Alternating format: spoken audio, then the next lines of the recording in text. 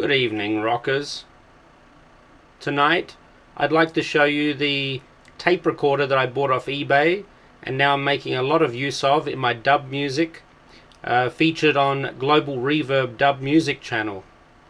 The machine I got is simply a Philips. It's a European machine, so it uses 240 volts, and it's one of these 3-speed tape recorders.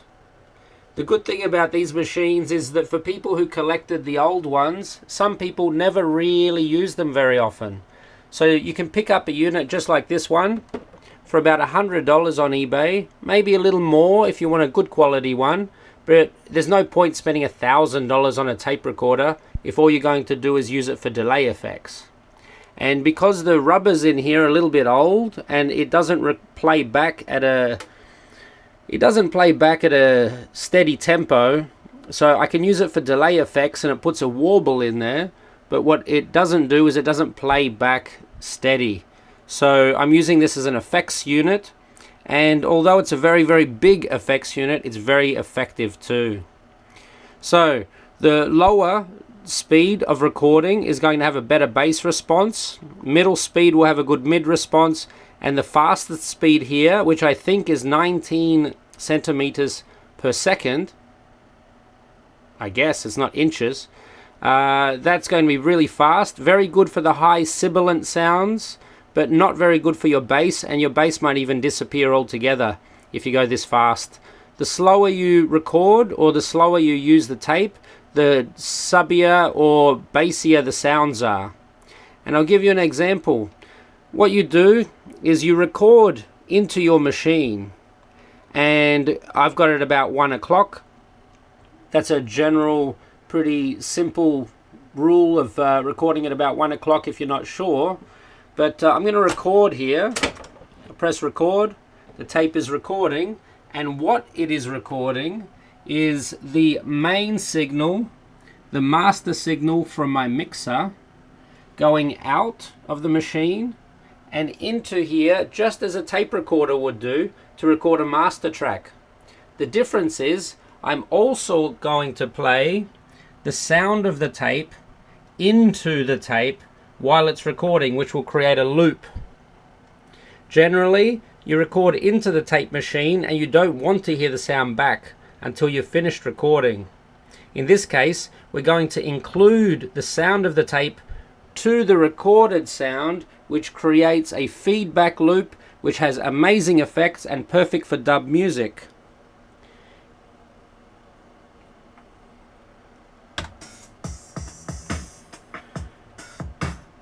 Alright, I've got some music playing now, and it's just a basic beat.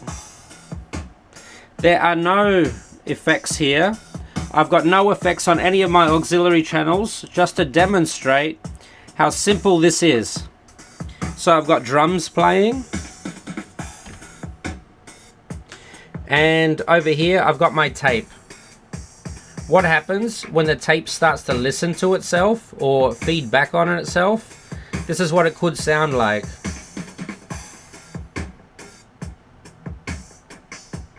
You hear a subtle delay.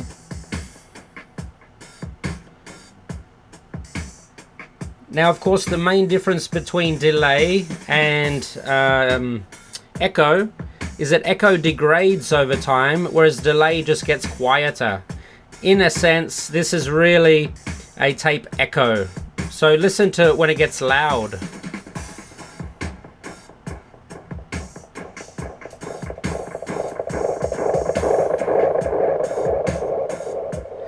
You see, I have to take it back because it starts to feed back too much. What you can do though is look up your signal chain on your EQ. I've cranked my high mids and I can sweep my high mids now, and it'll make a very interesting effect on the delay.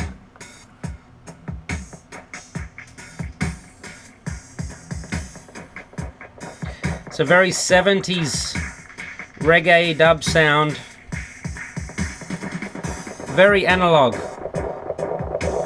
See if it gets too loud.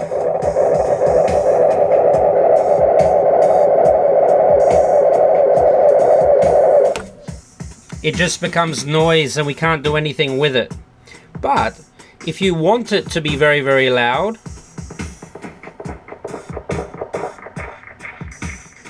you can get it to feed back by turning up the volume.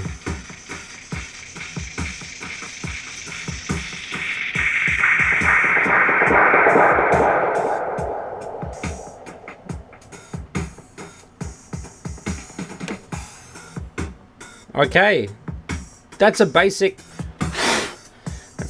rundown. I feed the signal back into itself while it's recording, and I get some effect. Of course, using the sweeping EQ gives me that hands-on analog sound. I guess you're wondering what happens when we use different tempos. Well, I can tell you, it's going to sound a little bit different.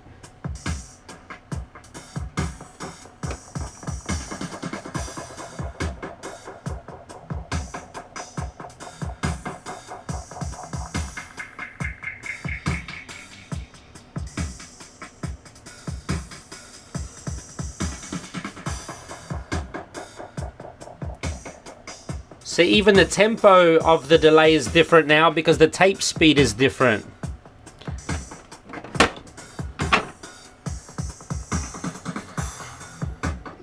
The first head that comes through is going to erase what is on the tape and record something fresh. But what's going on now is that it's recording through the tape and recording itself through the playhead. So it's playing and recording at the same time, providing two different functions, which creates a strange loop.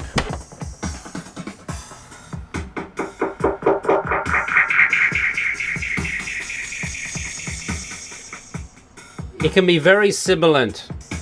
Let's have a look at the next tempo, this 19 centimeters a second.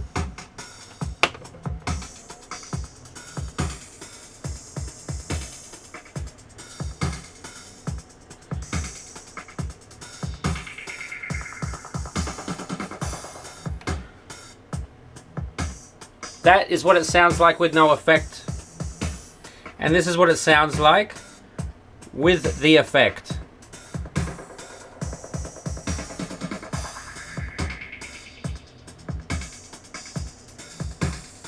You can play around with the tempo and it sort of does strange, stretchy things to the sound.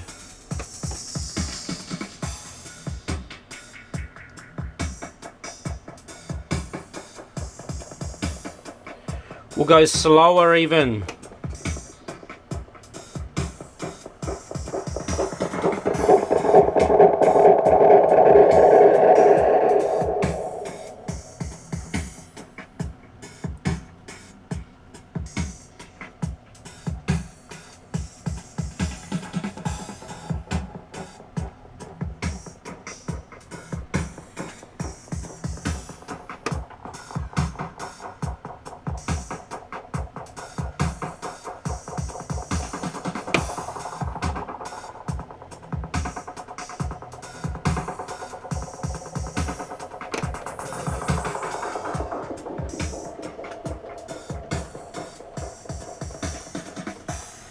So they're just some of the effects that you can get from using an old school tape player.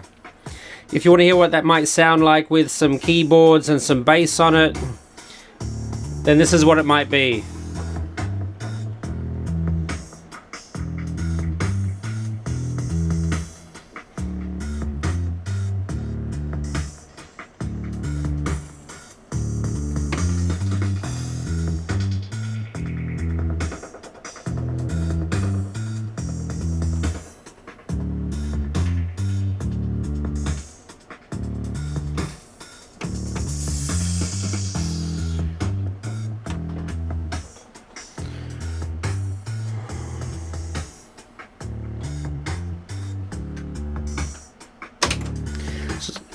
So that's all there is to it.